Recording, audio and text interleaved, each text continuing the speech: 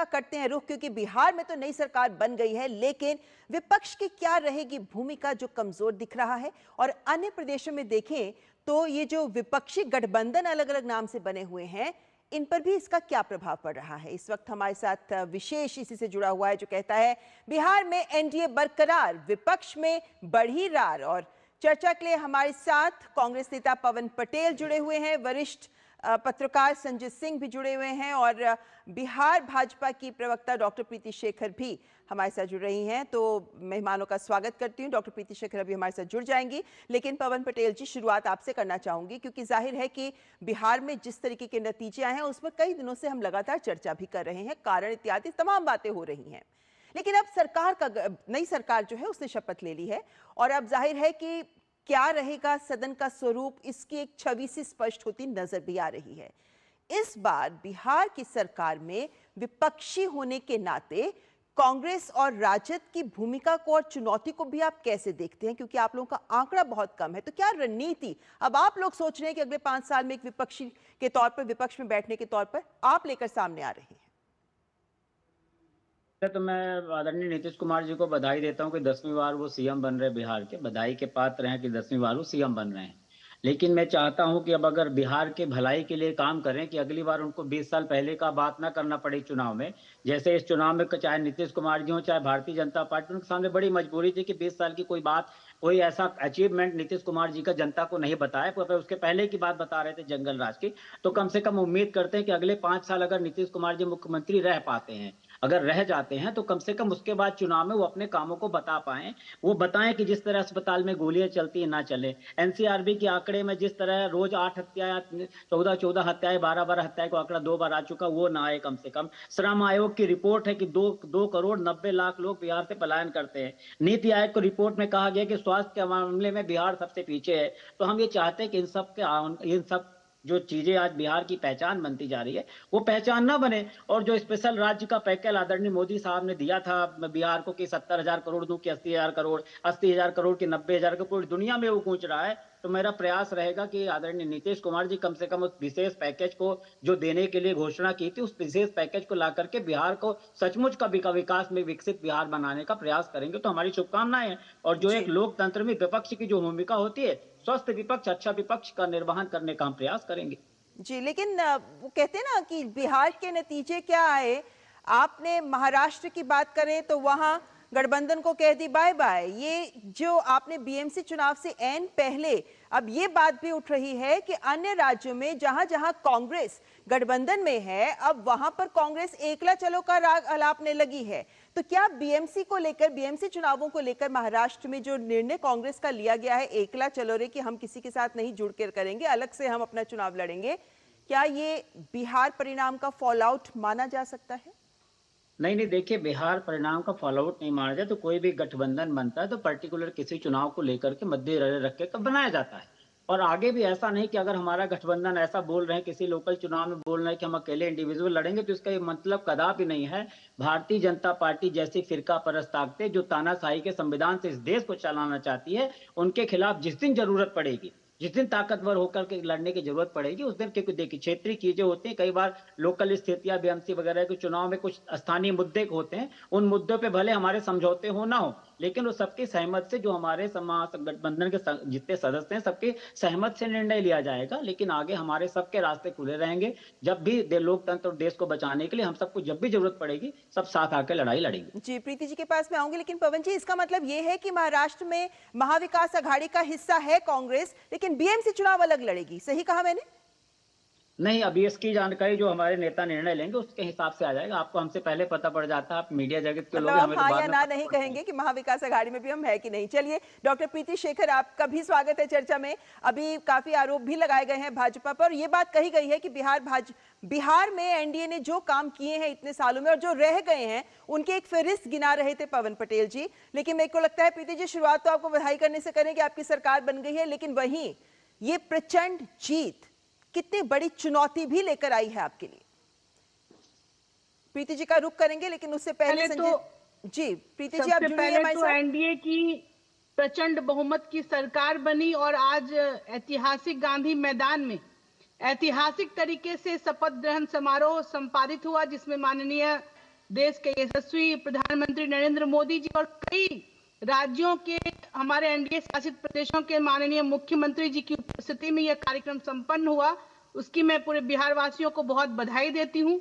और देखिए, हमारे पास ये जो हमें इतना क्लीन स्वीप मैंडेट मिला है, इसको मैं एक अवसर, हम लोग हमारी पार्टी का अवसर के रूप में ले रही है, क्योंकि इतनी बड़ी संख्या में जनता का स्नेह और सम्मान मिला है। तो उनकी अपेक्षाओं पर खरा उतरना ये हमारी प्राथमिकता होगी। जो महिलाओं ने बढ़ चढ़कर अपने मतदान किए हमारे पक्ष में, तो उसके लिए हमारी एनडीए सरकार पूरी प्रतिबद्ध होकर एक सशक्त और आत्मनिर्भर महिलाओं को बनाने के पूरे जो भी उपक्रम करने चाहिए वो सब हम लोग करेंगे। प्रीति जी, यानी ये बात स्पष्ट है कि अब क्या करना चाहते हैं। जन आकांक्षाएं बहुत भारी हैं। मैंने आपसे सवाल ये इसलिए पूछा है क्योंकि डबल इंजन की सरकार तो पहले भी चल रही थी। आज मैं आपके कई नेताओं के बयान सुन रही थी जिसमें ये बात कही भी गई कि अब डबल इंजन की सरकार और ज्यादा काम करेगी। ये डबल इंजन पहले भी चालू था, तो इस बार ये इंजन कौन सी नई दिशा देता नजर आएगा? ममता जी, आप बिहार को अगर नजदीक से समझ पा रही हैं तो आप जानती होंगी कि बिहार जंगल राज के दौर में किस प्रकार से गड्ढे में तब्दील हो गया था। यहाँ से लोग पलायन कर चुके थे, यहाँ पर सड़कें कम और गड्ढे ज्यादा थे, बिजली आती कम जाती ज्यादा थी। लेकिन जब हमारी सरकार बनी, एनडीए की सरकार में नीतीश कुमार जी के नेतृत्व में जब सरकार बनी, तो उस गड्ढे को भरने का काम हमने 2005 से 25 के बीच में किया है, जिसमें से सबसे पहले लॉ एंड ऑर्डर को दुरुस्त किया गया। उसके बाद फिर यहाँ का इंफ्रास्ट्रक्चर को डेवलप किया गया, सड़कें बहुत मजबूत बनी और आवागमन के संसाधन बढ़े। यहाँ पर हवाई सेवा बढ़ाई गई, शिक्षा के जितने संस्थान है, उच्च संस्थान, चाहे मेडिकल कॉलेज हो, ट्रिपल आईटी हो, या फिर इंजीनियरिंग कॉलेज हो, या फिर केंद्रीय विद्यालय की बात हो, महिला आईटीआई की बात हो, अच्छे संस्थान खुले, नेशनल लॉ यूनिवर्सिटी डॉक्टर प्रीति, ये तमाम बातें हम लगातार चुनावों में भी सुनते आ रहे हैं। एक मिनट मैं लूंगी, मैं वही कह रही हूँ ममता जी, चाहे आप शिक्षा का क्षेत्र ले, स्वास्थ्य का क्षेत्र ले, आप खेल का क्षेत्र ले लें, या महिलाओं के सशक्तिकरण की बात कर लें, युवाओं के हाथ में रोजगार की बात कर लें, तो इन 20 वर्षों में हमारी डबल इंजन की सरकार ने चहुमुखी विकास किए। अब विकास की रफ्तार को उड़ान देने की बारी है। अब विकास को पूरे देश, बिहार को पूरे देश के अग्रणी राज्य में सम्मिलित करने की बारी है, और वो इस बार की हमारी सरकार करेगी। चलिए, नई दिशा, नई ऊर्जा के साथ आप लोग लक्ष्यों को हासिल करने के लिए काम करेंगे, जैसा कि आप कह रहे हैं। लेकिन संजय जी, आपके पास आना चाहूंगी, क्योंकि जब भी कोई नई सरकार आती है, खासकर ऐसी सरकार जो पिछले 2005 से 2025 तक जो कि सत्ता में भी रही है, बीच के कुछ काल को छोड़कर, लेकिन उसके बावजूद अगर हम देखें तो हम ये पाते हैं कि बहुत सारी आकांक्षाएं हैं जिनको भी पूरा करना बाकी है। जो सवाल मैंने प्रीति जी से लिया, वही मैं यहाँ से भी जानना चाहूंगी इस बात को कि कौन सी ऐसी लगता है कि अब ये चुनौतियां हैं जो इस सरकार के सामने मुंह बाए खड़ी हैं, ये मोर्चा है जिसके ऊपर अब काम करना बहुत जरूरी है, ये कमजोरी है जिस पर पार पाना पड़ेगा। आप कैसे आकलन करते हैं स्थिति का? देखिए, पहली बात तो यह है कि ये सरकार कंटिन्यूटी में है, तो एक सरकार की प्रक्रिया जो चल रही थी या जो बातें हो रही थी उसी दिशा में ये आगे बढ़ेगी। इलेक्शन का आप मैंडेट भी अगर देखिए तो ये नीतीश और मोदी, मतलब जिसको नीमो इफेक्ट कहा जा सकता है, कि उस तरह का इफेक्ट है। तो अगर जो डबल इंजन की बात जो विकास के कार्यों में थी वो पॉलिटिकली भी बिल्कुल सार्थक हुई, इसीलिए ऐसा ऐतिहासिक मैंडेट मिला है। एक बात जो चर्चा हुई कि मोदी जी ने, जो पवन पटेल जी कह रहे थे, जैसे 70,000 करोड़ का उन्होंने प्रॉमिस किया था। आज मेरे सामने आप कभी आंकड़े निकाल कर देख लीजिएगा कि बिहार में कितना इन्वेस्टमेंट हुआ पिछले कुछ सालों में, पिछले 5 साल में आप देख लीजिए, पिछले 10 साल में कितना इन्वेस्टमेंट हुआ, या बिहार का जो जीडीपी था वो कहां से कहां चला गया, सेंटर का कंट्रीब्यूशन कहां पे गया, वो एक अलग इंटरेस्टिंग पहलू होगा।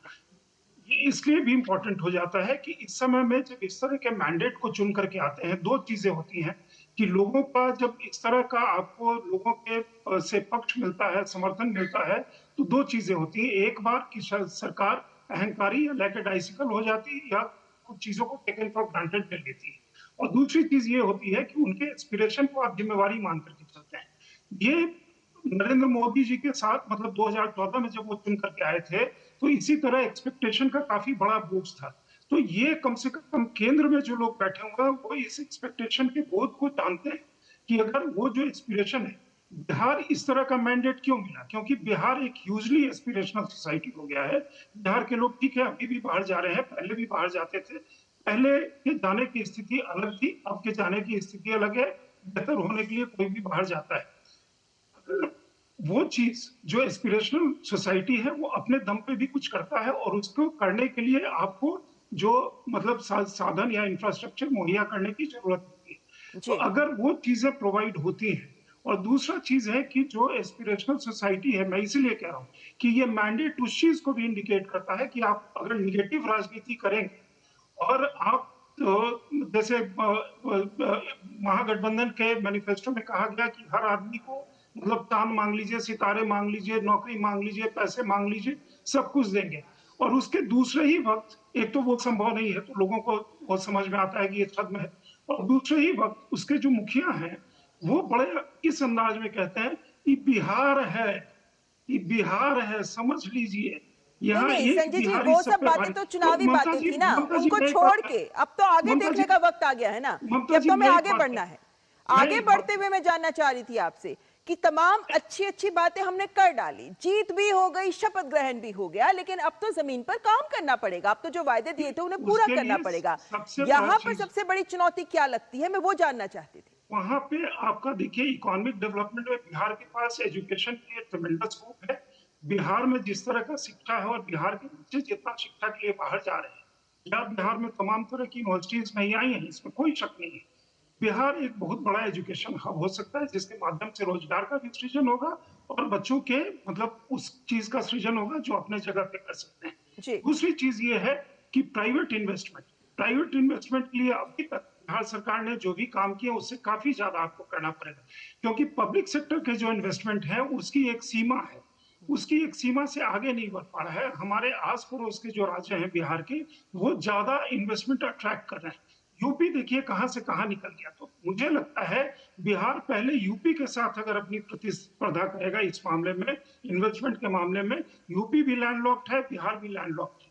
बिहार में उस चीज की इमेंस अपॉर्चुनिटी है। अगर मतलब बिहार उस रास्ते में अपने आप को मान ले कि हमें जो मैंडेट मिला है, हमें इसको जनता की आकांक्षाओं को पूरा करना है, तो ये जो पलायन की बात होती है ना, ये पलायन वहां जाकर के रुकेगा, क्योंकि सरकारी नौकरी की अपनी एक लिमिटेशन है। जी रोजगार बिल्कुल। सृजन बहुत अलग तरीके से हो सकता है। ये दो मुद्दे जो हैं, और law and order of course अगर वो स्टेबिलिटी होगी, क्योंकि इंफ्रास्ट्रक्चर की चीज तैयार चलिए, हो इस पर गई है, नजर इसमें रहेगी कि किस दिशा बिजली में है, अब सड़क है, सरकार वो कदम चीज उठाती है। तैयार मैं हो इस गई। सवाल को लेकर प्रीति जी आपके पास आऊंगी, लेकिन उससे पहले पवन पटेल जी, विपक्ष चाहे कमजोर हो या कम आंकड़ों के साथ हो, लेकिन विपक्ष की भूमिका लोकतंत्र में बहुत महत्वपूर्ण होती है। ऐसे में देखिए वही जितनी भी सीटों पर बिहार की जनता ने आपको जनादेश के साथ जितनी भी सीटों पर समेटा है, लेकिन उसके बाद अब एक बड़ा सवाल ये खड़ा हो रहा है, जैसे आज मैं कांग्रेस के ही नेता ये बात बोल रहे थे कि आपसी समन्वय की समस्या रही है, अगर हम महागठबंधन की बात करते हैं, लेकिन ये जो आपसी समन्वय की समस्या है, ये तो हमें विपक्षी दलों में वैसे ही देखने को मिलती है। कांग्रेस कैसे इस तरह की समस्याओं से पार पाएगी? क्योंकि अलग राज्यों की भी बात करें, बिहार की भी बात करें, ये जो समन्वय है, ना तो कार्यकर्ताओं का बड़े नेताओं के साथ समन्वय दिख रहा है, ना बड़े दलों का ही विपक्षी गठबंधन में ये समन्वय दिख रहा है। नहीं, देखिए अभी रिजल्ट आया है तुरंत, और रिजल्ट का झटका किसी के ऊपर से उतरा नहीं है। किस तरह की सुनामी कैसे आ गई, क्या ऐसा चमत्कार किया, इतना बहुमत कैसे मिल गया, काम कुछ किया नहीं। आज आदरणीय जैसा बोलते, अगर उसी दिशा में चलेगा जिस दिशा में अभी तक चलता रह गया, तब तो बड़ा मुश्किल हो जाएगा। अगर तेजस्वी यादव, राहुल यादव चांद सितारों की बात करते, तो मोदी जी ने जो चांद सितारे दिखाए, वो चांद सितारे तो पूरे किए नहीं, झूठ पे झूठ, झूठ पे झूठ करते गए। तो वो चांद सितारे भी पहले पूरे होने चाहिए। और हम तो कहते हैं पर एक जनता नजीर ने कायम उनकी कर दें। बात पे विश्वास किया, आपकी बात पे नहीं किया ना, जनता ने फर्क तो इतना ही जनता है। ने अगर वही तो बोला, जनता ने अगर विश्वास किया होता तो आचार संहिता की धज्जियां उड़ाते हुए 10-10 हजार रुपए बांटना नहीं पड़ता।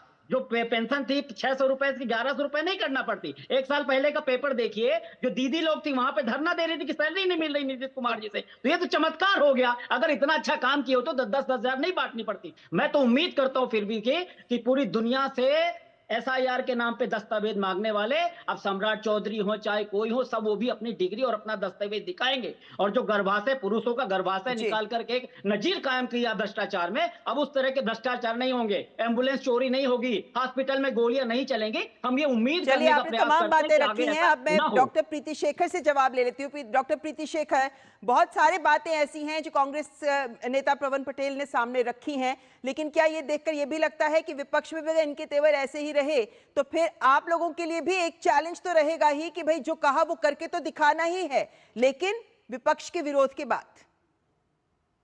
ममता जी, सबसे पहले तो विपक्ष हमारे लिए कोई चुनौती नहीं है। विपक्ष स्वयं आपस में उलझा हुआ है। महागठबंधन बिहार में चुनाव लड़ने जा रही थी और कई सीटों पर दोनों दल के नेता एक दूसरे को हराने में भी लगे थे।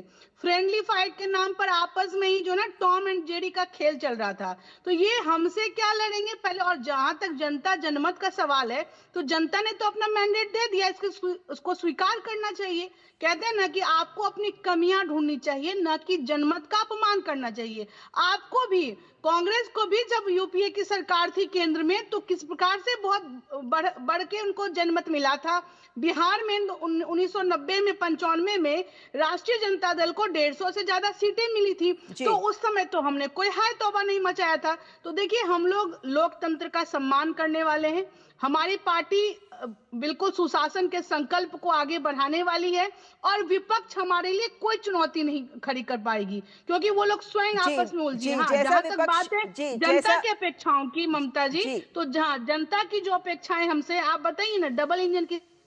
जी, मैं ये कहना चाह रही थी कि पटेल जी ने जो तमाम बातें गिनाई हैं वो शायद जमीनी समस्याओं को सामने लेकर आना चाहते हैं, जो जाहिर है कि बिहार जैसे राज्य में इन्हीं समस्याओं से पार पाने की उम्मीद के साथ ही जनता ने आपको जनादेश दिया है। इसलिए बहुत बहुत शुभकामनाएं। उम्मीद करते हैं कि बिहार को विकसित बिहार बनाने की दिशा में जो संकल्प लिया है उसको जरूर पूरा किया जाएगा। लेकिन फिलहाल मेरे सभी मेहमानों का बहुत बहुत धन्यवाद करना चाहेंगे। वक्त इतना ही है, धन्यवाद।